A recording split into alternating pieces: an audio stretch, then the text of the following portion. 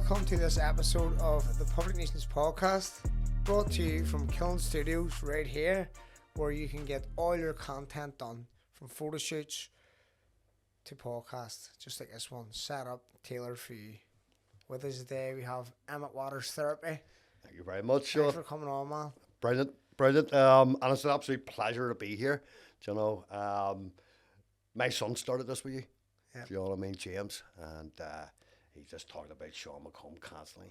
Yeah, because I was saying, like, you from the first episode, like, you've always been reaching out to me on social media and on like on TikTok and stuff, and you've always been a big supporter of what we do, and always going, mate, love the podcast, and then here you are now, you're a guest with us, and I just wanted to get you on to experience it, and obviously talk about the great work that you do. So listen, thanks for coming on. I know you've a busy schedule and bit of crack, and listen, it doesn't have to be all professional. We can ease in there yet, you know what I mean? And that's what we're looking for. It's the only times my son said, walking out through the door, Dad, be yourself with him. He's a legend.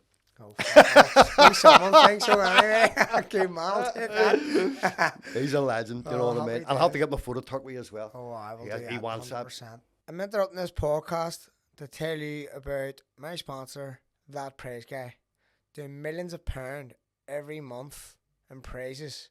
Get yourself onto their Facebooks and onto their Instagram. Check out the link. Get involved in winning some major prizes, changing lives. There's a lot of young people that you're reaching out to that maybe you don't even know. I mean, maybe you're not into boxing. I know you know what I mean. No, that's it. You boxer. Go far. Some of the views are madness on social media. The wee short videos that ran at it, so we get the wee shorts and they send them out to go far and wide. Like, and then people, I'm at the stage now where I was at last week. I was going to the Cliftonville match on Sunday there. Okay. And club final in Windsor Park. And there was a big, massive queue to go through the turnstiles, but it was electric. Everything was electronic through the QR codes on the phones. Right. And I says, the lads, me look at them, and they're scooting up beside there. They had the paper printouts, like old school, fucking 1980s. I says, "Mama, try and brass knack and see if he'll let us in." So I went over there, "Mommy, mate, let us in." He's like, "Mate, I can't. You need paper, me, mate. Fuck, she does a favour. Let's in there." My mate's standing there waiting on me. He's like, "Mate," and he went, "Do you know who knew who you are?" "I know your face." I probably the old Baxter or something. There was podcast. Go ahead. I mean, folks, I've been boxing my whole life. Did a podcast about 3 months. Here I am. Everyone knows me through the podcast, so the views go far and wide. Like, some of the wee, as I said, the wee shorts that ran at it, they go far and wide, and it's good. It's good to be recognised for a bit of crack. You know what I mean? And I think that's what it is. You know, even the day coming up, as you know, like, I'm a therapist. I've been a therapist for a lifetime, half my life. I've been doing therapy, and even before that, which is another big part of my life, I even noticed where people used to come to me when they're off their head. Do you know what I mean? And they were struggling, maybe in the middle of a rave or something like that there. I was standing up with me, and I had to switch mine off and go and sit down and get them a drink of juice, whatever, talk to them, whatever. And some people need that, but just need that wee bit of comfort. Just someone who they can go, right, he's not a judgmental person, he's just... But Sean, I always say this about it too. How do they know? I don't even know them. Do you know what I mean? They were just randomers coming out of nowhere, and their heads open like this here, and they're looking at you, and their eyes are like dicers, like, you know, and you're just going, "Man, I'm really struggling." I go, "Right, come on out the hall." Circus was probably one of the biggest arenas for me. Do you know what I mean? From day one, I was in circus.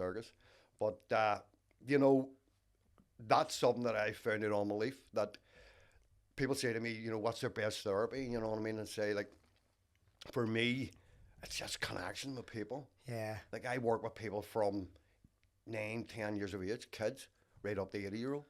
Serious? Aye. Right through the whole thing. Crazy. It is crazy. It's connection. It's like having that connection, trust. And that's what's lost. You know what I mean? There's a lot of people are suffering from the fact of trust. They can't trust anybody. Trust anybody. Do you know what I mean? And when they come into my room, I have a beautiful office. I'm very blessed. I work alongside Alternatives in Belfast, and they have offices all over Northern Ireland. And we partnered up about 3.5 years ago, and they literally, whatever you need. My family originates from the Falls, you know, Oakman Street. Must have been rough growing up early. Well, I was very lucky, Sean, because my mother kind of way went, nah, this is not happening. I'm not bringing my boys up. I was born in 1968. Yeah. Brought the troubles with me. Do you know what I mean? Yeah. And she kind of way said to herself, I don't want my boys getting brought up. And it wasn't because of her, it was because of what you could have got into. I could have went any route. Like, it was like very, very, like, very little chance of knocking down her route, which wasn't against the law. Let's put it that way. Even if it's for a right cause or for the wrong cause, it's against the law. I guess, exactly. And, I mean? you know, then we moved to the markets. Cracking one. I always tell this story about, it's like generational trauma. I work with trauma all the time. In fact, that's my basis, my focus on work and addictions. And we're all addicted to something. Do you know what I mean? Yeah. And if that's what it is, then we've all carrying some type of pain, you know. And literally, for me, it's like we're all wounded children in adult bodies. Yeah. And that's what I work. I work with a child within the person and trying to bring the person and that child back together again, bring that wholeness in a person. But I remember my mother, and like people look at trauma like something seriously happens or massive events, and trauma is not. There's an event, but it's what happens in the inside. Yeah. You know, and like I was a couple of months old. My mother was running this wee shop, and every morning the men used to come in, going to the yard or the sites or whatever, and used to get a bap, cheese and ham or whatever. She used to make them up. So this morning she came down, and I was in the big Silver Cross pram, and I know all the details because I heard this story so many times.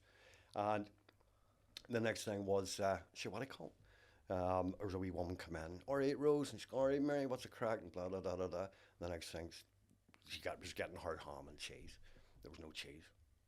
So the next thing, she says, Mary, keep an eye on that shop. They run around here and get some ham or some cheese, you know. So that was all right. She put me into the pram, and away I went. Took us around. And them days, you could leave the child outside. There's no issues. No one wanted you. No one wanted you. Keep him out of fuck.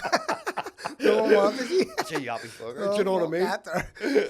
So she just parked the pram and went and get the cheese. But the shop, I think it was well worse back then. Basically had 2 doors. She went out the back door and left me out the front. Just abandoned me. And, you know, then she got back to the shop, and Mary goes there, Rose, where's the child? And she went, oh, I've left them. Hold on, back in a minute. But that story, what would I know about that? No, you wouldn't even remember that. Wouldn't remember that. And said you. And you're right, but my mother used to, God bless her, passed away in 2020. She used to tell that story. Remember that day I left our Emmett and I'd said la la la. And little did she know, or I knew, that actually then I started having issues around abandonment. Yeah. Which then started playing a massive part of my life, which we'll maybe get talking about. But growing up, back then, you were the head of the troubles. Yeah. Even in the towns, I remember going into town, I was very, very young with her, and I remember a soldier pushing us into a doorway, and boom, a bomb went off, and I remember all the all the concrete and dust and everything everywhere as a child. I was brushed off and go, come on, someone got a drop of tea. I know, that's the way it is, and that's the way it was, and that's like, there's a wee bit of like hardship with people from the north, where it's like, get on with it. Aye. But it's not the right way to address things. People don't know any better. They're not educated enough to know, like, whoa, where if that happened, like, obviously, like, fucking, let's talk, for example, just, this might be stereotypical of me, but America, go ahead. Shooting up schools. All them kids are probably in the best of therapy from that day onwards for probably the rest of their lives, just to deal with it and learn how to deal with it, because it's always going to trigger some way. Yeah. And they're probably going to have a serious fear of going into any environment like a school. Do you know what I mean? So we're here, it's like, folks, ways up, come on the next one. And that's basically where the wave of, if you look at it, trauma comes from. Yeah. You know, and well, a lot of times it'll always go back to the troubles, because of the troubles. But what about the kids that weren't in the troubles? I know. Do you know what I mean? But yet we're suffering from the troubles. And that's where we were looking at this conversation, just the way my mother was telling family or friends, where I started to pick up, inside I started having these issues around abandonment, and which played a massive, massive part. I was a pleaser in life. Yeah. So coming up through them years, you just get on with it. That's onward. Do you know what I mean? And then probably didn't affect you back in, Because everyone you're around were affected by it, and you were all those playing, say, knocking about the street, playing football, throwing stones, you and a couple of your wee mates running around, having a laugh. And then later on in life, it might start affecting you when you have to go into when you have to be independent. Yeah. And you're not with all the roommates, and you have to walk into the workplace, and you're going, Yep. Maybe that's when it starts to, hit you. Even as you say, going into the schools, like I had real problems in school. Like I'm dyslexic, dyspraxic, can't read or write properly, and that's all right. But I used to have mad behaviours. Nuts. Like one of the teachers cut her finger off in the guild team because of me. Serious? Fuck me. I kept saying, Miss, I need to go to the toilet. I need to go to the toilet. I need to. She was cutting. Back in them days, you cut the slices of paper, for the kids to write on. The next thing, blood everywhere. And the next day I went, Miss, don't need to go to the toilet anymore. Fucking mental. So I remember she hung me up on a peg outside. We used to hang your bag. She hung me up on that because of the madness. And then I used to run away from school constantly. Yeah. Run away from school. Crazy. And even in the class, the behaviours. I wonder if she ever forgive you for it. What? Be good to know if she ever forgive you for it. Nah, I don't think so. I won't forgive you either. Fuck, I missed the finger. Give me yours. We'll call it quits. But no, it was nuts. And, the school, and I couldn't handle school. Because every time I was in school, maybe in school years ago, they used to ask you to read a page out. Do you know what I mean? Yeah. When you were doing a book. Mate, I used to have all sorts of behaviour just to get bucked out of the class because I didn't want to get embarrassed. Oh, it's embarrassment. It's like, but people didn't know, even back then, probably people didn't even know what dyslexia was, or you know what I mean? They didn't know. They were probably going, I had to go to special needs classes and all this type of stuff. I started a whole row in there and just madness with it all. And you're right, back then you didn't know. It was only when I went to uni, they basically said to me, look, you're dyslexic. But even to get that far with dyslexia, to get to uni, you hate it's fucking no. But to get that far, you hate it, but you still got that far. Know what I mean? That's, just that's people. An achievement its own. Obviously, it's or was so, like, because anyone else. When were you diagnosed? Diagnosed probably when you were young, like about 20 years ago. There you go. Know what I mean? So you went through that whole way thinking you were just fucking people probably just thinking you were stupid. Aye, and that's even that's me. The way people like that going, has no clue. You know what I mean? Stick. 2 short planks, that man there, look. And it did, and I never forget, even that day in uni where a student came out, man, they want to speak to you in there. I said, what about? He got there, says, something wrong with your writing, you can't spell. And I went, how do you know? Do you know what I mean? And then the teachers, and then they says, look, we're going to send you to psychology and they're going to do your test. I remember bawling, crying my little lamps out. I couldn't add things up and I couldn't read this and whatever. Shapes, couldn't see shapes and things. It was nuts. But as a child, I mean, as I say, my father, he went off the scene when I was only about 9. And we were very, very young. My lady was an absolute legend. Yeah. She really, really was. She had 3 boys. And then we moved to a estate in Lisburn called Hill Hall, which very loyal estate. Yeah. But then Moore basically went and spoke to whoever had to speak to them, said, this is what it is. And they went, don't you worry about them. Happy days. You're not going to get in.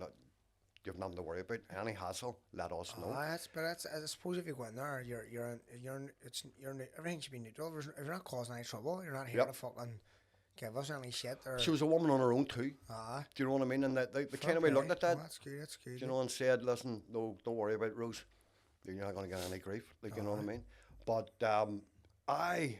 then stepfather came along, Jimmy. He God bless him, he's dead too. He died in 22 as well. They'll start now. And they ended their trip, as a mom would say. But he came along and I kind of lost the place in the family then. Yeah. Do you know what I mean? Because I would have looked after everything. I started working with the oldest boy? No, I'm the middle one. Oh, yeah. I have a big brother and a wee brother, Des and Ned. And when I was that age, my mother and I played football, Lisburn Youth. Then I ended up going to Canada to play for represent Northern Ireland, get into fights over there, and then I was a nightmare. They just put me on the pitch to run into people. I couldn't play football to save myself, you know what I mean? But I remember my old lady, she had, there was no big massive benefit system. Yeah. There was definitely not. So she had to work as well. So when we were kids, we were taught how to cook, wash, clean, iron. You know what I mean? We had to help her. Because you're obviously your mother was away working, and plus obviously like you say, it's not enough.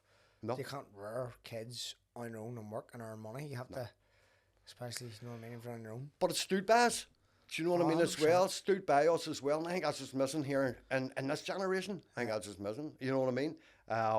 Kids don't know how to do anything for themselves. No, that's it. They don't. They definitely don't. They don't want to do anything. No. They don't want to even do it. They're like, they look down their nose at like even trying to do anything. Yeah. And it's like my wee dad, I know he's only 4, but I make him do everything. I make it, damn shoes on yourself. Give me a beer. 2 tins. I walk and he's drinking it. He says you do it yourself. Fuck you. Black with 2 tins of heart on him. But I go put your shoes on every time I see him. His feet are like 10 to 2. It's fucking throwing the wrong feet. He must be dyslexic as well. He's a genius, but he's a wee genius. But I like just to try and give him that wee bit of independency. But he's very independent. If I like my wife over for dinner, my wife go and get the bill, and he goes straight up to the woman, goes, "Can I have a bill?" And then I give him the money out of the card. I go and pay the bill, and he goes and does it. She wants to teach him that, but he's very like he's very good that way. No, he's fucking mustard in other ways, but he's very good in that independent way. That was I'll do it, and he Aye. wants to do it now. He wants to do it. So like, if there's something happening, I go, I'll go, no, Daddy, I'm doing it. I'm doing it. I go, right, all right, then you can do it. Fucking settle ahead. You know what I mean? Do you want to go and pay for it yourself too? I got any money on you? I have to go and get the head back stuff here. Okay, I'm born, I guess. You know what I mean? But yes, then growing up as a child, I had a helper. So I was like, I actually had to do things. Do you know what I mean? We used to have borders in Northern Ireland and the South, and what I called me and her used to jump knitwear across the border at night time. Aye, and she used to get paid extra money for this and whatever. Do you know what I mean? Met customs used to be always there. Do you know what I mean? Yeah. And she used to pull up and say to them, how you doing? That's a Carlisle night and blah, blah, blah. And the boys used to go, where are you going? Oh, we're heading down to Finlas and we're going to do this and we're going to do that. You know, and the car was in El Catino estate. Bunged. I mean, there's not room. I'm stuck against the window. There's that many jumpers on it. Do you know what I mean? And they're just looking in at us and I'm looking at them and whatever, you know, and they're like, go ahead. And then we used to go down and say when I was heading out to Canada, it was 250 quid. Might as well be $2.5 grand. So it was big money. And I remember saying to the coaches, no, I don't want to go, no, because I knew my didn't have that money. And I remember the coaches said, no, we'll call out the house and see you and get to speak to your mum and all this type of stuff. And I was going, jeez. And then I went back to my man and I said, man, they want me to go to Canada to play football. And she went, that's all right, son, that's all right. And I could see it in her face, you know what I mean? And I said, I don't want to go, and whatever. But they come out, and she went, no, you'll be going. Do you know what I mean? I'll just be able to pay it off and whatever. You make it a Ford Transit for the next one, full to an act. Big Mercedes Sprinter. Man, I was 5 nights every week we were going down. But me and her used to sit up at night. Double runs. you ran independence, you taught you how to drive when you were 8. You made there. There's an old Nova. Old Nova with a trailer on the back of it. Mate, it was mustard. But, you know, she taught me a lot about hustling. She taught me a lot about working. And since I was my first job, second job, third job, whatever it was 3 pairs of ladies' knickers for £1 in the market. Great. That was my own hustle. Do you know what I mean? There you go. And I used to be a gay because I was just a wee cub. You know what I mean? And I used to say, I give us 3 pairs, I'll stay on all of them, whatever. I'm going, no returns now. Don't be bringing them back. I was stinging. And they just used to buy them. But from that age, that's all I done was work. But then the other side of that, I never got out much with my mates and things like that. And there was a bit of resentment with that too. You know, I'd say, man, I want to go out and study with my mates. And go, son, go down with Jimmy to the market and do a bit of helping. There's nobody to help. Do you know what I mean? I used to be, all right. So the pleasers started coming out. Yeah, just to keep everyone happy. To keep everyone happy. And I've done that all through my life. Do you know? One of the stories I tell, I do talks. Do you know what I mean? The next one's in Ballinafay Band Club.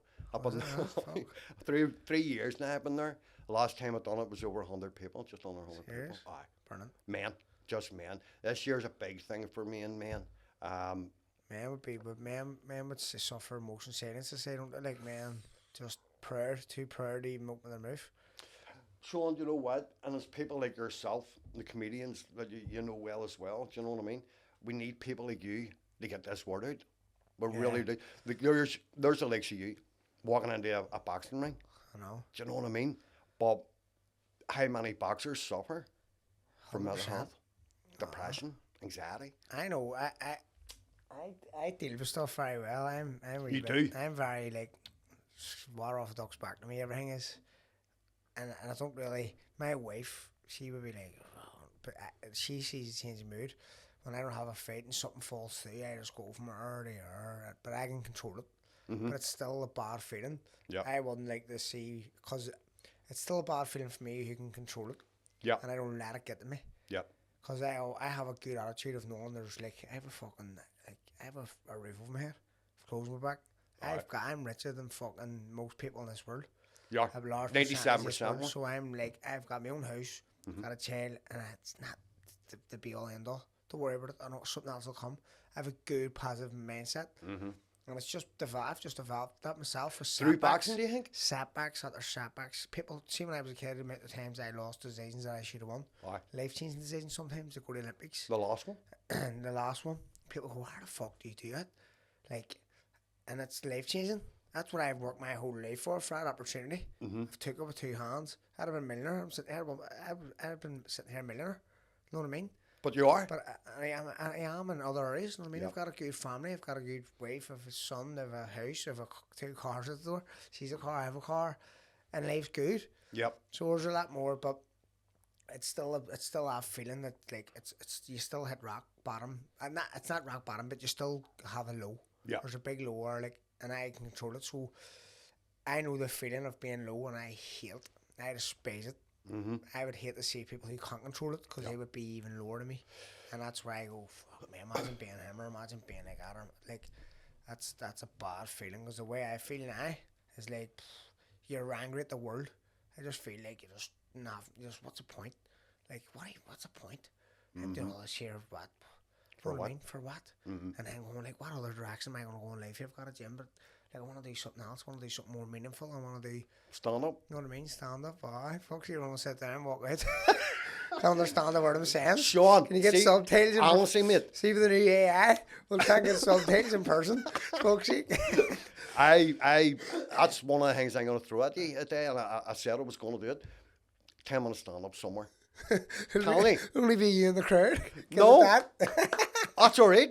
That's all right. How many comedians have sat with you and went, nobody said nothing, and just sat there? I think it's a forte for you. I really do. My son James just thinks you're hilarious.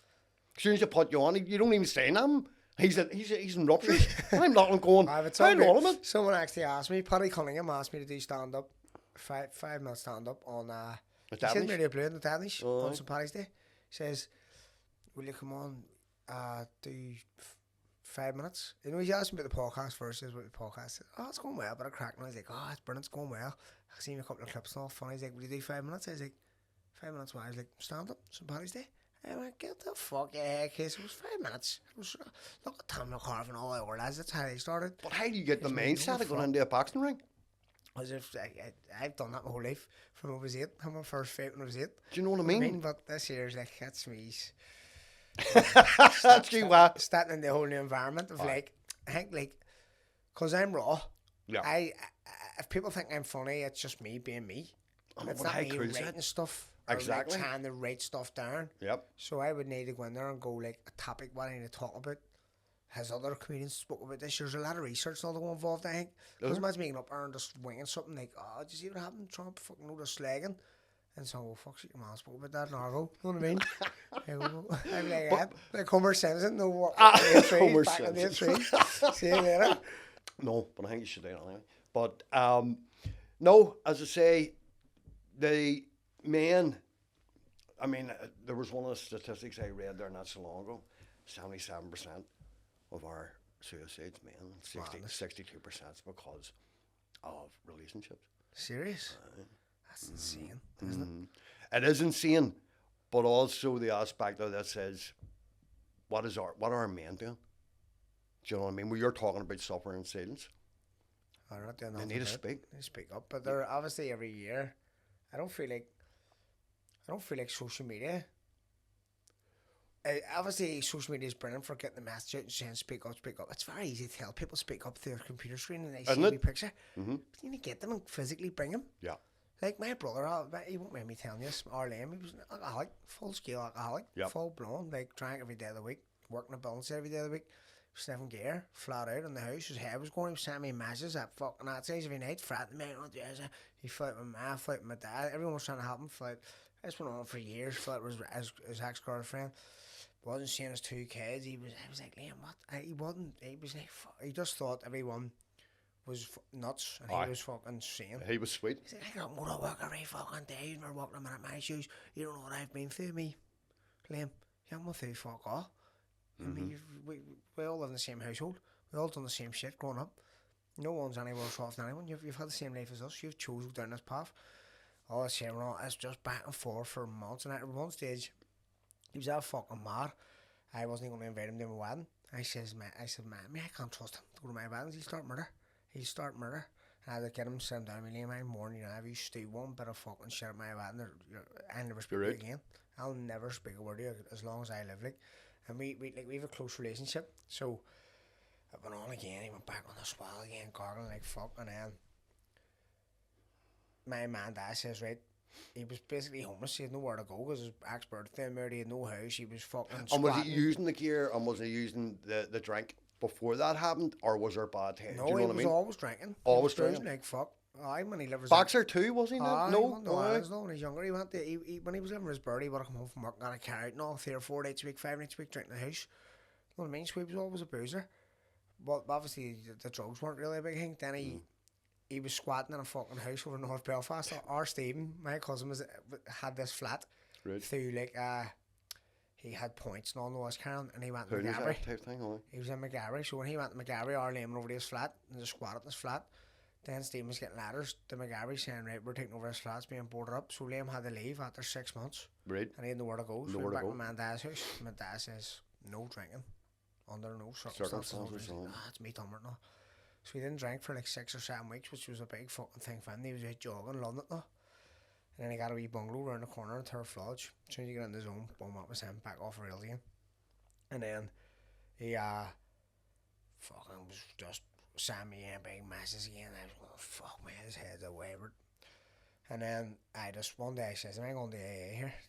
I'm going to pick you up a day, going to AA. He's like, no way, he was jealous, he was shitting himself, he's in work. I mean, I'm going to AA, I'll pick you up later on the night, you going? He's like, I love to know, but I can't. I brought him over to Lisburn Road, me and him went to an AA meeting. And he was like, fuck, thank you for doing that. I was like, I love that. Bless him, eh? And me, we'll go again. He's like, oh, Smicker's going to go, if I was working with, he's going to go. Then he went with him, and he texted me again, I said, I have 3 days clean. Now he's 5 months clean, whole new person. Has his kids back, has his whole bungalow decorated, head to toe, fucking the whole different life, whole new person. I told him if he does a year, I'll bring him on the podcast. He's the funniest. If you think I'm funny, he is 10 times funnier. The most wittiest person you ever come across. You ever met? And he's funny as fuck. And he's get him to do St. Patrick's Day. I fuck's sake. A few paints. Half the people on the crowd will be old enemies of his. He'll be on the mat. But 5 months clean, and that was just me going. That was me physically telling him you need help. But Sean, we were all texting me, you want to get help, you know.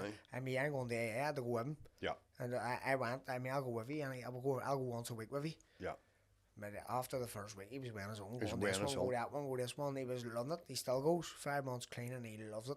Whole new person. And it's just that aspect of you going, right, we're going, and I'm taking me in. You want to break it down, that's love for your brother.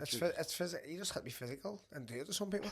That's it. They come. I'm just not allowed to. I'm allowed to, but I just, that's what I'm saying. That's where I'm trying to go back to, like, social media, sending the message out and telling people, just say something. Very hard. It's like, you can't just tell people to say something. You either need it and taste out in, but you don't even know there's something wrong with them. Yeah. Because it's silence. People are suffering in silence and smiling. Yeah. But we don't know they're suffering. Them ads on TV, you know what I mean, where you see that he's out and he's partying, and the next thing he closes that door and the mask comes off. That's you know what I mean? He's in depth of depression. But man, you know, it really isn't. I think there's a thing. It's not the blame. Yeah. You know, she's done this, he's done that. It's not the blame. Every single person is carrying their own weight. Yep, 100%. Do you know what I mean? Yep. And we need to look at, what am I doing? Not what are they doing? What am I doing in these relationships? You know, men just cannot handle rejection. Yeah. Do you know what I mean? It's a big ego thing. Come out of your ego. Do you know what I mean? Exactly. Just leave it at the door and forget about it. And it's like, even though you're talking about your brother, the wee place all sorted out. He's got his kids back. He's got himself back. Do you know what I mean? Them kids get that chance. He just does his own thing. He doesn't really bother anyone no more. No. Goes to work, does his work, has a laugh from work, comes home, gets the kids, makes dinner, goes a walk. He's going to start running, he said. It's just he says, I just keep myself to myself. He's working on his own mental health. He's working on, and there's a massive thing too. Like, I never forget, I worked with the monks, and the monk said to me one day, he says, Emmett, nobody's come to save you. And I went, what? What do you mean? He says, nobody's come to save you. You have to do this. You have to do yourself. You have to reach out. You have to get support. The guy suffered, depression, anxiety, suicide ideations, the darkest times of my life. Yeah. Do you know what I mean? Really, really down there and deep. And I had to go there to get back up again. Like you say, physically save yourself. Totally. Yourself. And then people, as you were just talking about your brother, I mean, probation officer sat me down one day and went, Reid, listen, do you want to do some voluntary work? And I says, well, what do you mean? He says, help kids. And I was going, no, I'm not in the right headspace for it. And she went, listen, you are. You have to do it. You have to do it, you know. And I says, right, I'll go to one of the classes. And I remember going to this wee training thing, and it was 2 hours, and people were all sitting around learning about drugs and this, that, and drink and blah, blah, blah. And I'm sitting looking at them going, you haven't got a bag. He's like, do you know what I mean? Having a notion. And I started going to classes, and just a bit like your brother, just going to these classes. And then I remember the lecturer says to me, would you come do level 2? And I went, listen, I need to speak to you. He says, well, I can't read. And I went there, and I should remember looking at me going, I don't care. And I went, well, he says, don't worry about that. Done all them, and that's where kind of way that my career started. But really where it did begin was when I had to go to therapy, and it was the NHS, and I know Carl said out loud, went to the NHS. I was going down to do my session, she wasn't turning up. And then that was me going out, and I just bucking all my mates in me. Do you know what I mean? And it was nuts. I remember one day saying to her, I said, no what? I fucking do better than you. I know. You're not even here. I turn up and you're not even here. You know, and I remember that the wee probation officer saying to me, why don't you? Why don't you? And I was going, I know, but again, always falling back into, I can't read, I can't this. And she kept saying, we'll get you help, we'll get you support. You know, from when my stepdad came around, I was probably in around 14, I lost some space in the family. I didn't know where my packing order was. Yeah. You know what I mean? And say, I always had to go to work with him, and then started using drugs and got into a new family. Do you know what I mean? Yeah. And from 11, I would have hustled to make money. Yeah. Do you know what I mean? That was the whole way through my life. Running raves and just madness. I mean, clean madness. And then I worked all over the place. Italy. Ended up, first time I was over in London working for Jean-Michel Jarre. And he was the first man really put his music and strobe lighting on the buildings in the Docklands. I made a fortune. People with no tickets. Powerful. I come down the speed line here, I sort you out. And then come out of that, and it was a lot of speed, acid, psychedelic, and absolutely psychedelics all the time. I was mad for them, you know what I mean? Trips were just nuts. Went blind on them in a ring, so what that, swear. Blind on this actually, what chance have we got? What chance have I got now? How are you getting home? Somebody take me to the hospital, you know what I mean? And, but I ended up Italy, Switzerland, Africa, America, Canada, working everywhere. New Zealand, thought get away to New Zealand. Well, I had to go to New Zealand to get a break. And so got into New Zealand, and right away, only got there. Next thing, walked out of the airport, big joint. And off it went as well. It was nuts. I worked on a fishing boat over there. I don't even know how to fish. But he actually picked me out of, all the Maori guys, and they're all sitting with big hooks in their arms and fishing. It's been built into them since they were kids. And I went, and he goes, what do you know about fishing? I said, nothing. What do you know about boats? That's one out there. And he says, right, you'll do me. And I had great crack, but again, they were smoking speed and things like that, and I got rolled up into that as well. And it was crazy times, and I remember I always coming back and forward. I could never settle. Yeah. Never settle in the country, and I actually believe that was my first degree in Leaf. Yeah. Everything I learnt out there. Experience. Life experience. Life experience. Like, huge. obviously, with travelling, I believe travelling, seeing different cultures, seeing different shit is a big, it's like huge. Like you say, someone asked me about somewhere I've got a fair idea, or have been close to the same culture, like Eastern Europe, just with boxing, being in Kazakhstan, Uzbek, Azerbaijan, fucking Russia, Croatia, Ukraine. I've been all around the world. All around the world. America, everywhere.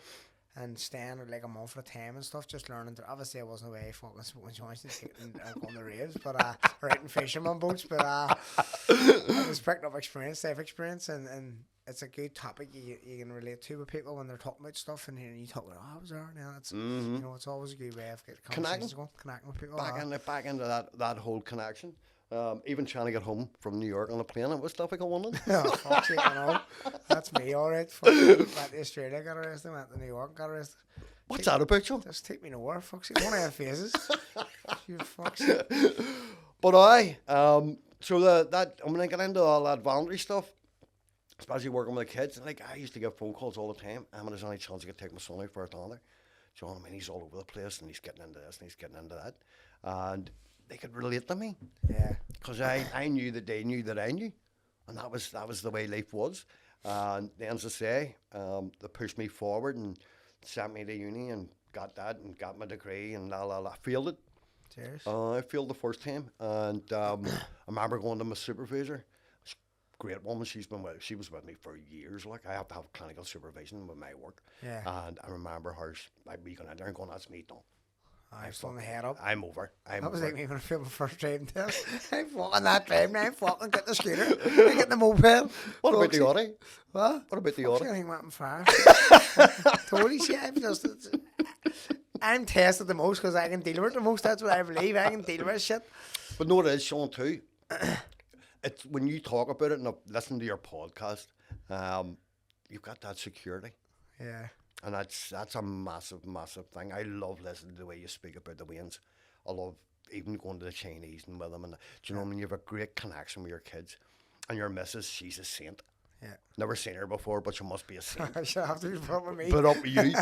But you must have a great way of communicating as well. And she knows when to talk and when not to, and when to leave you and when to connect with you. And it's massive. It really is. Communication in couples and partnerships, it's not happening anymore. I know. I'm wrong. 99. I'd say I'm wrong every time. We're an old bottom. I just tell you, I throw hands up. Aye. If I go into silence, be like, it's my fault. So what? Like, leave it alone. I'll have an attitude with it, but I'll be the first to apologise. Be like, you know what? I'm sorry, but fuck me. Like, what do you want me to do? I'm only a foul and fucking third flood. Like, this is what you're married to. You know what I mean? That's like, that's what. And I think, but there's even a richness in that. Yeah. Do you know what I mean? Where today it's too quick to go, I'm done. Oh, I fuck yes, I'm away. I'm away. Do you know, a lot of people that come to work with me, do you know, and I'm not talking about toxic relationships, narcissistic relationships, that's a whole different kettle of fish. But, you know, people are constantly changing. As I always say, don't think it doesn't change your breath, and when it does, nothing else matters. Yeah, exactly. Do you know what I mean? You're And that's just the way it is. And I believe people should be willing to work harder at these relationships and sit with them. Again, if there's toxicity and all that, I get that. Do you know what I mean? Anybody lifts their hand at a relationship, yep. good. That's the first thing, isn't it? It's Once over. that goes, it's over. It's over. Totally over. If it ever happens once, that's it, done. Because it's going to happen again and again, and then it's going to end up going both ways. Even if a girl hits a fella, 100%. and then a fella's going to, like, it might take it and might go, get angry and maybe not lift his hand. It's only a matter of time before he does lift his hand if you keep doing it. I remember my mother brought us up, and she basically said, never lift her hand to a woman. Yeah. Never. And I remember getting the shit beat out of me in the park by a wee girl. And all my mates standing there, and I wouldn't hit her. And they were all going mad at me, going, hit her, hit her. And I was going, no one, it was proper digging me. And then it was separated. And the two other mates were laughing at me, and I actually started fighting with them too and blat their names.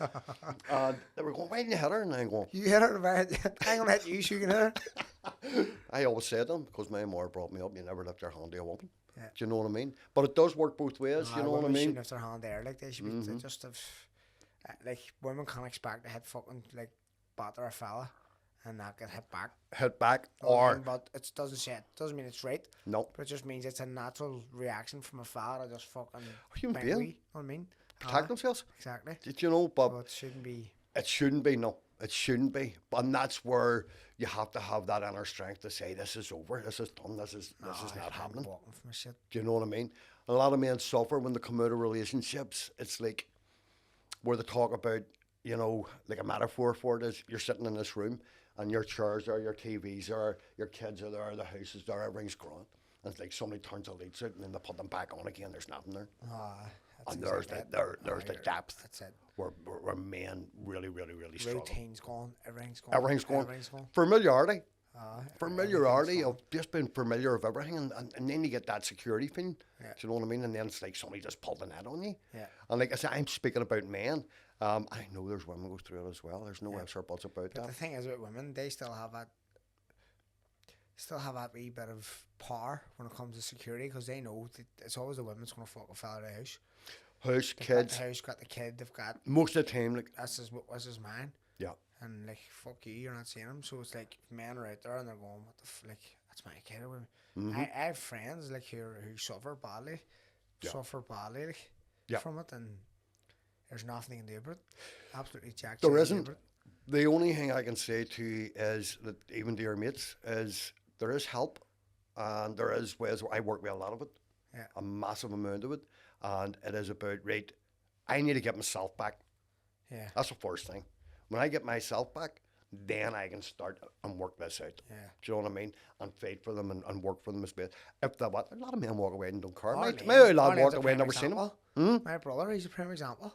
5 months, he probably seen his kids once or twice, and there's a wee bit of fucking, no, like they're fucking, my wee lad's fucking down my head. He slammed me on the phone, called me, me, Liam, wonder why? Aye. Fucking me, and then now he's just 5 months clean. Locked in him. Locked in, his kids all matter, and why is I'm walking up these phone, I'm walking up here, going to bring you to a park, and I'm going, fuck me, here you are. Here's a fella I've been asking for the last 5 or 6 years. And a lot of times because of the drink and the drugs, it's pain. Do you know what I mean? People, especially in the western part of this world, I look at, and I mean, for years, I knew no better. Yeah. I just knew no better. So you're going to look at harm reduction, you're going to look at what you're doing, start cutting this down, start breaking this down. Don't make any difference. If the pain's still there, same with people come to work with me, it doesn't matter if it's heroin, crack, cocaine, addiction to people, which is a massive addiction. Which people really don't work on and talk about. Being addicted to people, you know what I mean? Addicted to that dopamine spike system. Do you know what I mean? Oxytocin, which just having somebody. And I let somebody walk over the top of me just so you're there. And I've got that. Where you have to break it. Do you know what I mean? And get that love for yourself. What you're handing out for somebody, it's time for to give yourselves. Do you know? But as I always work on it, somebody come in and go, I'm flat out in coke and I'm flat out in the Aussies and I'm flat out in this. And I'd say to them, I don't really want to know about that. And they go, why? What do you mean? Tell me what happened to you. Yeah, you want to know where it's what are you shooting? Nah. What are you deflecting from? Do you know what I mean? And we need to go there. Do you know what I mean? As I say, I'm very, very lucky. I've been multiple sets of tools to work with. And psychosensory stuff for me is the way forward. Yeah. It's the way forward. De-triggering trauma. Like trauma literally physically changes the shape of the brain. Do you know what I mean? And when we're looking at triggering systems, when something sends somebody off, it's because something happened. And people even say to me, I don't even know why I went into a panic attack. I don't know why I got all anxious. Do you know what I mean? Yeah. But the amygdala system, I mean, basically Amy, as I call her, because of my dyslexia, can't say Amy. Just call her Amy. And Amy, she perceives danger. and she'll fire that off on a person, and I don't know what it is. I don't even need to know what the trauma is. Yeah. I just need them to run movies for me, and then we can start this thing called depotentiation, you know, and literally, they have no trigger back in them. It's a big thing with, like, as Sarah's, like, they say generational trauma, like, obviously, because of, like you say, the troubles, you grew up the troubles, you grew up amongst it, so, but then, you wonder, like, how far to travel, because you can, obviously, if there's generational trauma, there's obviously generational healing. If I start to heal, then my wee lad will not suffer. Correct. Know what I mean? 100%. If we can pass down trauma, we can pass down healing. Yeah. You know, and there's the importance, like, take it back to your brother. Yeah. Who told him to go and start healing? I know. What I mean? It's in you. It's always in you. It's always in you, you know what I mean? Discovering it and knowing it and feeling it And and enjoying it. 100%. See, even the part of him out walking, you know, that's back into nature. Like, I have a complete routine, and this is to say, working alongside young Rory Sloan in Resolute Minds, and we have designed this program where we literally, I teach 10 tools, and he teaches 10 exercises. Yeah. And you learn this over 10 days, and then you run it for 30 days in journaling systems. Where, you know, for me, walking about in your bare feet is a massive, massive connect yourself. Connect with the world. Well, it's just bringing you back into electrochemical fields, and that's what it's like. It's like plugging that camera in or I plugging. never walk with my bare feet ever. Is that right? I put slippers on or flip flops on every time I take them shoes off. I put a pair of flip flops on or a pair of slippers on. Well, that's you Right away. disconnecting. Right away. Aye. I just hate walking about my bare feet. Hate Well, it. I'm telling you, it's very, very, very good for you. You'll see me in my next fight in the theatre. You'll see me in a couple of months here, bare feet in a ring. Aye, I'm telling Belly you, fucking it's ready really, to go. really good. Feet burnt off me. Toes racked. Your bruised to fuck. man storm on them. Fuck's his toenails hanging off. Fuck's sake, what happened to him? He went all barefoot, that fella. You're not allowed to box the ring with no boxing. Sean Skimp. Oh, He can't even get God, boots. can't get boxing boots. Down there down the road, bare feet. But all them things, like, they call me the beach man because, like, literally I'm a bum on the beach. That's me. I'm just constantly on the beach. No matter where I go, I have to get near water. And that calms the system down. The tools, I mean, people are with me 1 hour a week. Yeah. They're 167 that do on their own before they see me again. Yeah. So I give them a full tool set. And I go, right, bonk, you start, seem to walk into my door, I know. Yeah. I say, get on with your tools. And they go, aye. I know, I don't have to explain, I can see it. That's experience, isn't it? You've seen that many people come and go. Thousands. Thousands. Like, I mean, I was in the prisons for 7 years, on the landings working as well. Do you know, now there's certain crime I not work with. And that's just, I've always said that. Yeah, all no, my I life. agree with that. I just won't work with. But, you know, DOCs, you know, decent criminals, and they're just constantly in and out and in and in. Talking about rehabilitation, you know, you need to work with their trauma. Yeah, You exactly. can't keep, they're just going to go On the constantly same going into this. system. Aye. That's all I know. Gate fever That's is all I one of the know. big ones. Prisoners going into panic Yeah. because they're getting let out. Yeah, I don't know what the fucking do. They don't know what's out Don't know what to there. expect. No, they don't know what they expect. And they talk about gate fever, and I learned that in there. Do you know what I mean? Yeah. Like, I've been in holding centres and all that there. I don't know what for. That's nonsense. But, you know, them prisoners are like, I'm going out tomorrow, man. Shit, I don't know what I'm going to do, and whatever. Yeah. And that's what we call the gate fever, you know. And a lot of them boys and girls keep connecting back in with me when they get out. Do you know? Yeah. So I think for me, it's important for people like you. But even doing this podcast is so important because It's getting I the can't word out reach, but you can reach. Yeah, it's getting the word out there. It's obviously. getting the word out there. And people just need to realise it's not like it's not the end of the world. Go and help yourself. Do something for yourself. Be selfish for first time in life. 100%. Be selfish. 100% sure. Go and fucking get a bit of help. Yeah. Like, what's the point in suffering to see someone you think, oh, Who are love they? me? Fuck him. Just go and be selfish. And that's what I Make try a to get through to selfish people. decision and go and do something for yourself. Aye, and who are they And anyway? when the fucking gates open up, the world opens up, you start to go to the gym, you start to train, you start to look better, physically better, mentally better. It's just a whole way. Like, see, when boxing, obviously, when people, a lot of sports people boxing, I always see people who retire go through a tough time. You see where Ricky Hatton and stuff openly spoke about it. He went and got help. Yep. But how long did it take him to do that? You know what I mean? He really had to go rock bottom. Ricky Hatton had to go, and he was like suicidal. He was trying to, after all them achievements, after like having the biggest support UK sport ever in Vegas, like 30,000 people travelled to watch him fight Mayweather. Well, Mayweather, right? Fuck me, you wouldn't get like 30,000 people. Fucking hell. And none will come into his head. You know what I mean? None will come into his head. He's just down the dumps, and there's nothing to replace that box. So that's why, obviously, I've got the gym. Yep. You know, my gym, that keeps me focused in between fights, and I want to start going down a road of something else competitive, like high rocks, something that I enjoy doing to keep me physically fit and mentally fit, because it's something else to focus on. Mm-hmm. To keep my mind focused on something, because obviously people in sport just think they just develop.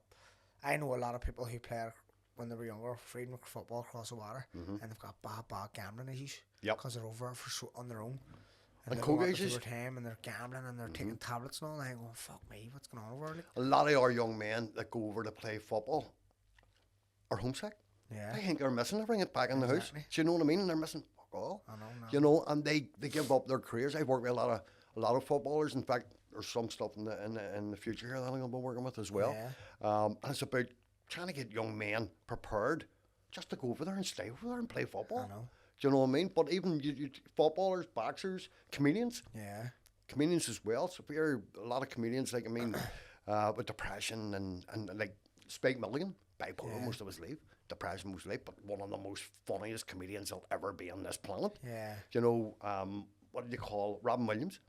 Yep. Robin Do you Williams, know what I fuck me. mean? No one ever seen that coming. Like, it was just like, whoa, because he was such a good, even like producers and directors, and to say Do you ever see it? how generous he was and how good he was, and that's like a thing of putting it, like a people pleaser, keeping everyone else, putting everyone else first, putting everyone first. Like, I'll suffer to keep Emmett happy, you know, like that. Totally. I mean, Good Morning Vietnam. I don't know if you ever watched that movie. Brilliant show. Brilliant show. You know what I mean? When you look at that, man, you can't even go to yourself. How is that impossible to get that level? But it's obviously. But there's the masks. Yep. People having these masks and don't show them. Do you know what I mean? Do you think it's like whenever you're at the peak of your life, the peak of your career, whatever profession you're in, and it involves attention, you're getting a lot of attention. Do you think that's a big factor of it? Like, once you stop getting attention, it's like no one cares about me. No, like, maybe, I don't know. I don't really know. Well, if you look at the addiction, and everybody's got an addiction. I don't care who they are. Is that the addiction? Yeah. Is that what releases that dopamine and serotonin into your body when people are just loving you, and no matter what you do, you're making it. But then what prepares you? You look snooker players as well when they got to the end of their game, and they're footballers, and I mean, just flat out in the drink themselves to death, and that more money than you could ever imagine. Yeah. Do you know what I mean? But that didn't make it. It was the attention. Yep. It was the people wanting them. Yep. Do you know what I mean? And I think you're right. I think you're on the button when it comes to that coming out of that world and then sitting on a chair and just going, what the fuck happened? Do you know what I mean? People don't like just. It's a lifestyle you're not really developed for. Whenever you have to go home and just sit in the house, and then the weekend comes, like, right, what have I done? Just chill out now. I want to go out. I need to. You need to go out and you need, like, because you need to be in the spotlight. The spotlight. About and Tell me, Sean, do you know, to go into a boxing ring, all right? You have to be a special sort of mindset for that, right? Something wrong with me. Didn't want to say special needs, but I'm just saying. Pay shorty a parent. But also, what's it like to be robbed in a fight? And you know you're robbed. It's not just but you know. It's tough. Like, it's tough. Everyone constantly talks about it every day. Every day, I get that every single day. Like, every single day, especially because he went on and beat Jose Ramirez. He beat Jack Carroll. He's now fighting Teofimo Lopez, and he's making fucking big money. And he's fighting the best. He's beating the best, and he's on the world stage. That's where I should have been, and I believe the road that he will went, be. I will be. Like, I don't think it's going to hold me back. Like, but it's just a wee temporary setback. You know what I mean? But that's your the mindset. feeling is like, I'm done with it now. I know, like I'm just like forget about it. Like just it's been and gone. Forget about it. There is absolutely nothing I can do about it. Aye. It's been and gone. It's out of my control. I can't control it. The judges made the decision. The fight's out. Yes, I thought I won the fight, but that's all people. I don't want people to remember me for it. You know what I mean? People are like, fuck me, every single day. I'm not. I swear, my gosh, to be there. How do you get away from that? Then, do you know what I mean? And the people every single Stop asking day. them. That's all I talk about. Like, yeah, fucking rob that last one. Aye. Rob that last one. Aye. I go, I know. Fuck me. Tell me about it. And it's just the same answer. It's like, do you ever see, like, if you're at a funeral or something, someone close to you dies, and people come up, fuck me, sorry to hear about such what happened, and you explain yourself, and it's 3 days. It's a 3-day fucking, you know, Wake, and you're just, it's just new people coming, and you've just to stand and repeat yourself constantly. You're just exhausted, going, I can't wait, this is fucking over. Like, seriously. Aye. Like, oh, no, fucking, right, make us the last time anybody asks them. I know, exactly, like, it's the last. I know, fuck, sorry, I know, just repeat, I should be fucking, he fell, and fucking, I haven't seen him again. Sometimes I forget you're a Yeah, boxer fuck and you're a comedian. I know, it's a comedian. It's mad, mate. I just keep going back to that when it comes to you. And me and my son, like, I mean, I ran as well as son and my daughter Morgan, but James and I lived together. Do you know what I mean? And we were sitting, and the next thing he would just look at each other and go, "Put him on." Come on. Put them on. And like, I go, we've already watched it. We've watched them all. We've watched them all. Put them on, whatever, you know. And I, you know, say there's more laughter, more humour, kindness in this world. It'd be a different world altogether. Big time. It would be a different world altogether. That's what I try to get out, Sean, is basically, listen, see if you can't do something like good turn, don't do them bad. I know, that's it. Let them go. Do you know what I mean? And it's a huge thing too. People hold on to stuff, destroying their own lives. Yeah. Do you know what I mean? I'm going, you're doing this. Yeah. Nobody else is doing People don't really realise, like, they just think, fuck it, like, I'm this far gone now, like, so what, like, I can deal with it, no, like, but just keep doing it, It's like, you don't really think it registers that, like, the damage you're doing. I don't really think there's a connection between your brain and the damage, like, you can't recognise it. There's 3 brains. You haven't just got the one brain, you have 3 brains. You know, you've got, this is the computer, this is the emotional brain, but the main brain's your gut. Yeah. Your gut tells you.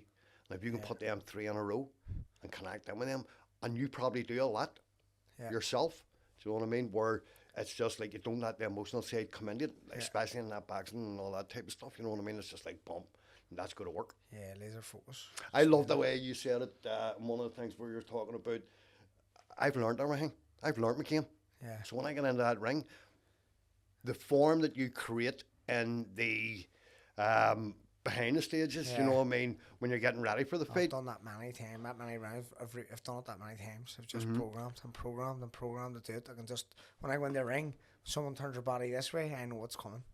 Someone dips their knees, I know what's coming. I know, I can just see things. As soon as someone makes one movement, I know a punch is coming in return. I block and go, and I just know. Someone slips to the right, I know what hand's coming back. Someone slips this way, they're dipping knees, they're going, when I watch them, I know what they're going to do. And then when I'm in the ring, I can react quick right away. Very few people can do that, but I know I can do it. Yeah. And that's all I But do. you're a slugger too, like. Oh, sure you have to. You have to change it up, change the tempo up, you know what I mean? You know what I mean? You are a slugger. But what I love about is before you go to that ring, your atmosphere, your energy in the back room has to be good. Has to be positive. You're laughing. People can't believe it. People be looking on in 5 minutes in front of this, in Barclays Centre, in front of 17,000 people. And I was like, what's that like, Sean? Sweet. It's good. That didn't faze me. Does it feed, do you get a feed from it, or are you that? I was just blank. Aye. Just blank. It's her, but it's her. I'm not there. I'm her. I'm not there. Around that, I'm not there. I'm just there. I know what I'm going to do, and I'm enjoying it. I'm enjoying me. I'm just enjoying me and my work that I've done. I'm just going, I know what I'm going to do here. Very proud of yourself. I know what I'm going to do. 100%. You carry that pride. I think that's what men need to do. They need to be proud of their achievements in this world, no matter how big you are or small you are. Yeah. Do you know what I mean?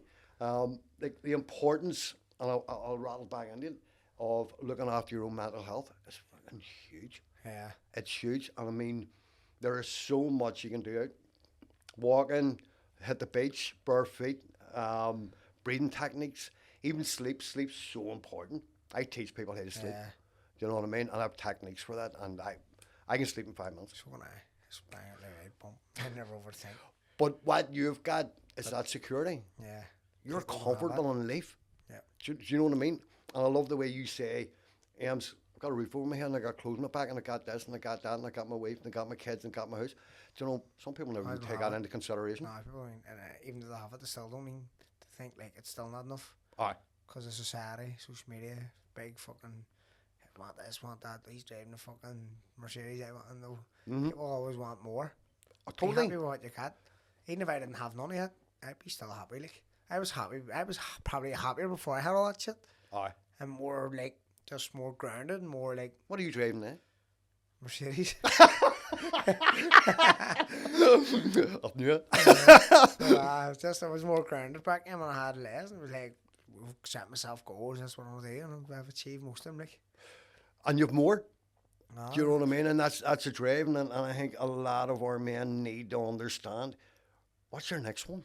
I know. What's your next drive? And see if that's only to get up the next morning. You know what I mean? I get up in the morning, I make the bed. I'm a great man. I have no religion in my eyes. Yeah. Or I've got faith. Do you know what I mean? Religion for me was designed to divide. I'm the same. I don't believe. I have faith Yeah. in something. Yeah. A God somewhere, something. There has to be something. I don't even know what that is. It could be fucking oxygen for all I know, but there's faith in something. I have faith that stuff is done. For Do you bless purpose yourself and before you go into the ring, or right. in the ring? Sometimes, but I don't Aye. blast it to a certain God. Okay. I just blast it for like maybe people have lost. You know what I mean? Maybe Aye. spirits. Maybe just spirits. 100. Like Granda, people who supported me. If they're close by, it's demons, and blast myself demons. Just like be with me. So you believe it? Be with me in success. Aye. I believe there's something there. I believe there's something there. Like, I have massive belief in my guides, and you know, the saints. Like, I mean, Paddy P was one of my big saints. You know what I mean? And this just guides around me, angels around me, constantly. They're always around me. Like, I mean, when I'm working with somebody, the way I connect them with them is just mad. yeah. They look at me and go, but like Glenn, you're psychic. Aye. Do you know what I mean? I'm going, no, I'm not. It's just, we're just attuned to each other. Yeah. And she says, I can just see things when I'm working with you. Do you know what I mean? My mother, God rest her soul, she says she passed over, and like literally she passed through me whenever she died. I was there. I totally believe this. My two brothers, they wouldn't say Paddy Pio's prayer, and I got it up on an iPad, and I says, see, I need two years. Hold her hand and say it. I'm telling you, she will not go until you're with her in this prayer. And both of them said it, and the big brother, he says, I'm going to go down and rest tonight down in the house. And he was only living not far away from the house. And the kid brother says, I'm going to sleep in the back bedroom. Do you know what I mean? I says, away you go. And then I had a bed up beside her. And I never forget, Sean, it was about 4:15 in the morning.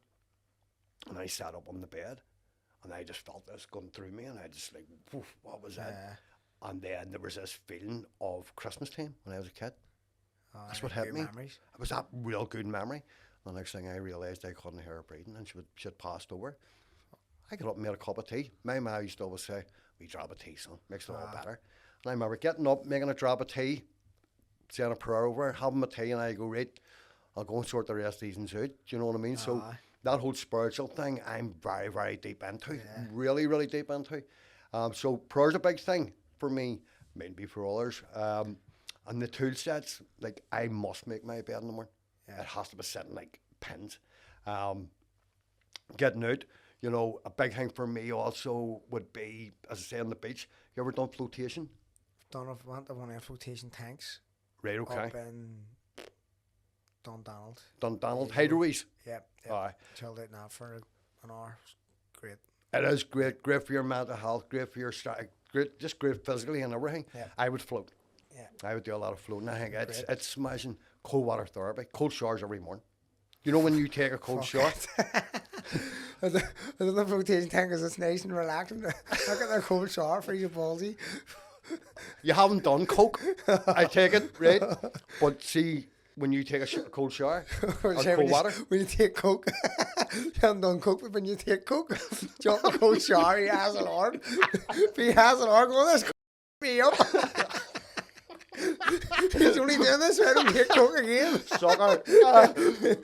But you actually release the same amount of dopamine in your brain as cocaine does. Serious? And cold water, right? Fuck me. That's where. So next time we're in a party and anyone pulls out a bag of coke, I throw them in the cold shower. Give me 2 seconds of that coke. Go out. Get you in the I shower. don't need that. What the fuck are you at? Coke on tap. This is better, trust me. How soaked. So all them sorts of things, we need to be doing them. Yeah. We need to be doing them. Going to the battle is not going to answer the question. Going to a bag of coke is not going to answer the question. It will take that emotional pain. Emotional pain and physical pain completely different. You break your leg, it gets fixed.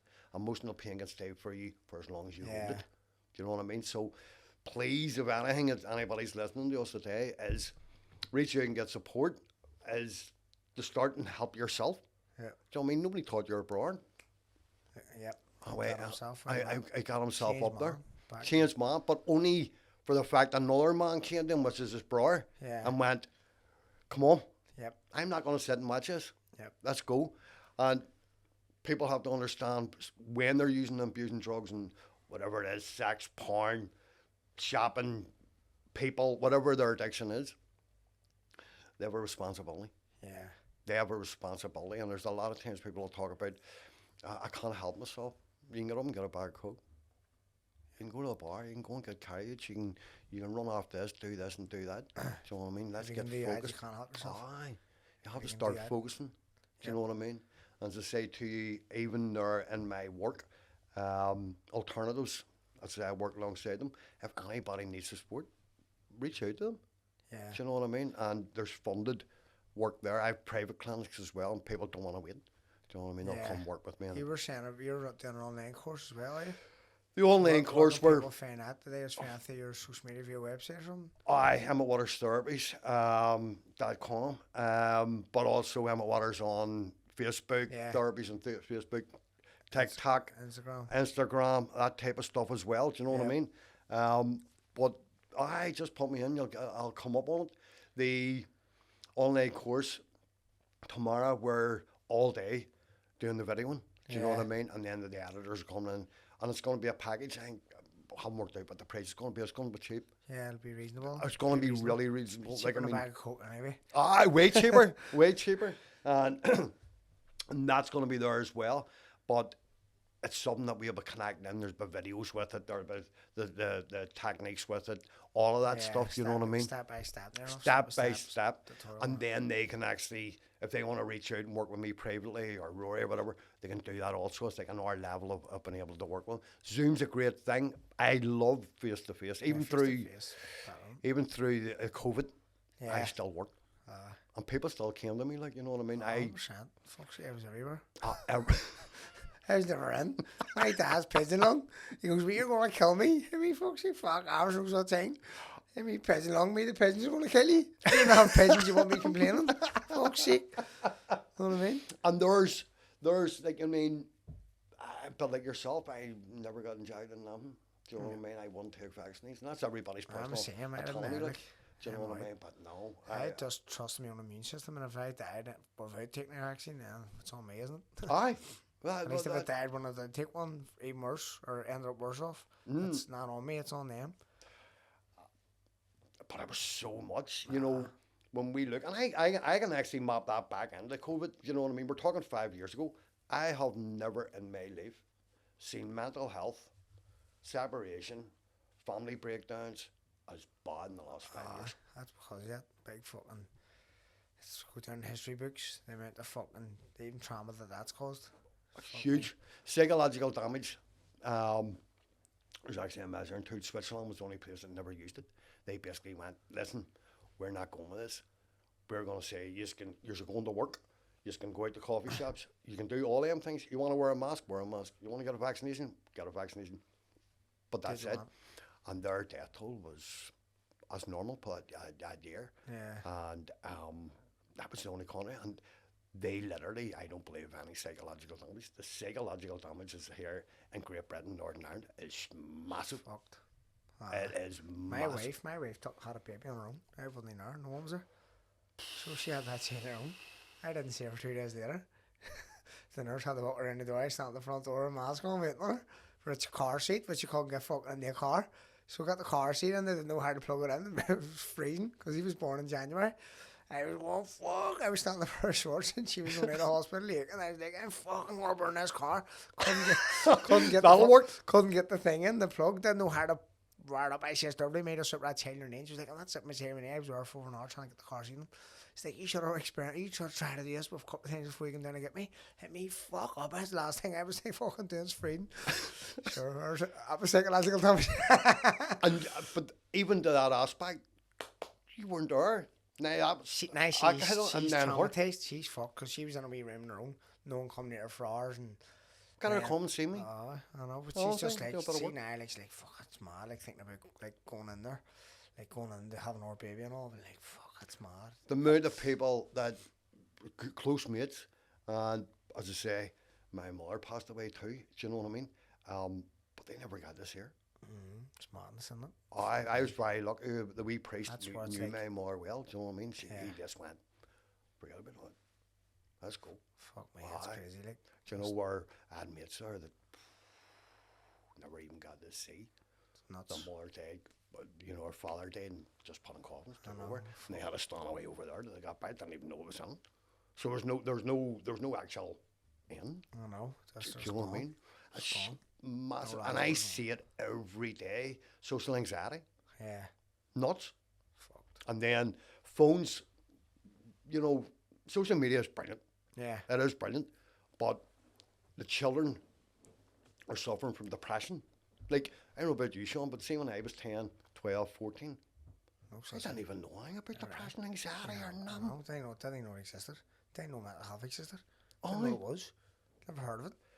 I remember when I was about 14, heard someone in my family died of suicide. I went, suicide? The fuck's that? What's that? I was 14. One of my cousins fucking done themselves in. I was like, what? Suicide? Why did he do that? I hung himself. Me, fuck me. What the fuck's that about? You know what I mean? It was the first person I heard of even killing themselves. And we had friends. Like, and what the fuck? that they would say to suicide as well. And I was like, what for? Do you know what I mean? Mm-hmm. But now, it's... Toxic. My aunt's lost 5 kids. 4 of them to suicide.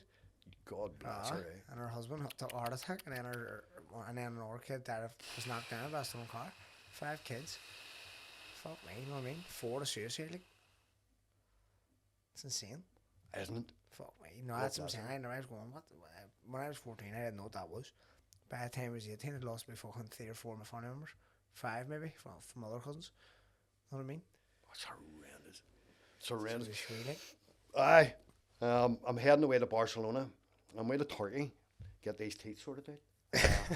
You'd be like a Cheshire cat. I got to get you Swear to God. to tailor someone else. I'll come back. Pretend I'm somebody else, as you say. You heard a transplant that makes that away. Who's that? There's Watters. You have to build trust up again, Roger. All the people come in. Oh, who's that? That's not fucking Watters. That's me. That's not him. I was with him last week. Swore I had to go and literally I had gone to see. But I suffered. And I was in Thailand there with Viv, and man, I had pulled my own teeth out. Fuck. I was mad. Do you know, absolutely. I couldn't eat. Torture there was. Then I flew back from Thailand and literally left the phone. I've been following this company and rang Emmett, when can you get me out? 16th of December, right, I'm away. Flew over to there, made 3 hours. You know how long it took them to take my teeth out? 5 months. Serious? Every tooth. Just bang, bang, bang, bang, bang. Like, and then I had a drill and come out with a hammer and chisel. To put it, it's called, I forget what it's called. I had a big bang. Hurry up, big lad, what are you looking for? Do you know what I mean? It was nuts. But 3 hours later, 4 hours later, I was sitting having a bowl of soup. No pain, no nothing. Happy days. It was mad. 27,500 they were going to charge me here. That's extortion. I was extortion. Like a bad house for it. Do you know what I mean? I couldn't afford that. And then Barcelona, ayahuasca. I'm away for a retreat for 3 days. Ayahuasca and Cambo. Way up into the mountains. Do you know what I mean? So I'll be there a week. get myself back on the floor again, back on the psychedelics. Get the feet fucking, get the feet out. Aye. Sean, I was sitting in the waterworks the other day, with my feet in the water. Feet out. Aye. I don't care. I do havening. Havening's a massive, massive tool of mine, massive therapy that I use. That's the one of depotentiation. We're working with the triggers, real trauma work. I mean, I teach people how to do their own haven. Serious? Aye. They do. Now they come to work with me with trauma, but self-soothing, working with their anxiety, everything. They'll always work with me in the trauma, but I literally teach them how to start healing themselves. Fuck me, that's brilliant. It's all in their hands, and it's very, very gentle, but very, very powerful. I know, that's cool. Like, if I was to go to like the therapy, I would openly speak about it. I wouldn't tell people. I would tell people, I would go to therapy. I wouldn't care. People are like, but Sean, that's what people like you need to be saying. I would go to therapy. Oh, See, if I went to you, yeah, to get for healing, I would go like, I'm going to therapy. Like I says, people, I'm going to the AA. They're like, what? I said, I go to AA. I was in AA for our name. I went mainly for him, like, but I always had the idea of maybe stop drinking myself someday. Not bad, but I just thought maybe I'll just go. You like your soup. And don't people, lie. I'll drink as much as the next man. Fuck's sake. I drink your house and home. Aye. But a dirty sack. I know messing about. But people were like taken back by me saying that. Aye. You know what I mean? And even when I walked in, there was people like who were in it. They're not judgmental. They're all brilliant. And there was a few people who knew me and were like, but the box and all. I don't know. I fucking think you know drink. I think that's not a problem. I just don't want to drink no more. Maybe it's just I've just had a wee idea, but I've just maybe like to see like could it stop or will it stop or I don't know. If alcohol came out today, it'd be illegal. I know. The amount of toxins and poisoning. Fucking madness. That's the God's honest truth. If it came out today, it would be totally illegal. You wouldn't be able to drink. It wouldn't pass. Yeah. Wouldn't pass for anything. But you know, all we can do is just what you're saying. They're funny when men are sitting with me in my office, like my clients will turn around and say, why do I feel so safe here? Do you know what I mean? It's just one of them places. You walk in and it's just, I have mad oils burning, just, you go to sleep. Havening makes you sleepy because you work with the delta waves in the brain. And the next thing they're yawning and they're going, I'm sorry, I'm going, no, it's the Havening's doing that. It's part of your therapy.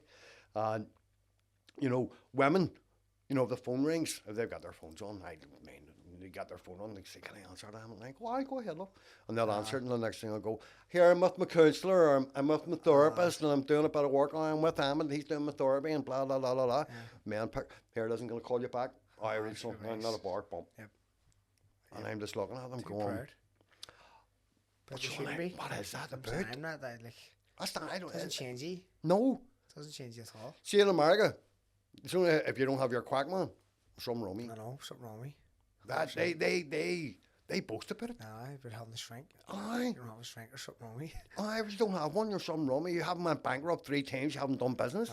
Exactly. Do you know what I mean? So it's an attitude that our men need to be able to get help and get support, you know, because everything will pass. Yeah. In life, everything will pass in life. And that's what's important. And we need to get them, and I mean, the comedians, they're doing that, you know, the boxing thing. Yeah. Brilliant. Lethal. And that's for mental health, you know what I mean? Yeah. And more of that needs to be done. It's people like yourself and your associates, the boys that you run about with too, you know, that can promote this so much. Yeah, and that's the privilege you've been on here with you today. Yeah. Do you know what I mean? Well, they know where to get it. You know, you go to Emmett Watters Therapy. Emmett Watters Therapies on. I'm in the Shankill Road, but as I say to you, I work multiple places. Yep. You can come through alternatives, and you'll get that. It's 02890311420. Then you go on to my Facebook, Emmett Watters Therapies, TikTok, and you'll get connect or just ask. I don't do promotion. Just reach out, drop them on a message, take it from there, take the first step. Excellent. We'll finish up here, Emmett. Thank you for coming on, mate. Magic, some good stories there. Thank you very much for having me. Brilliant. Brilliant.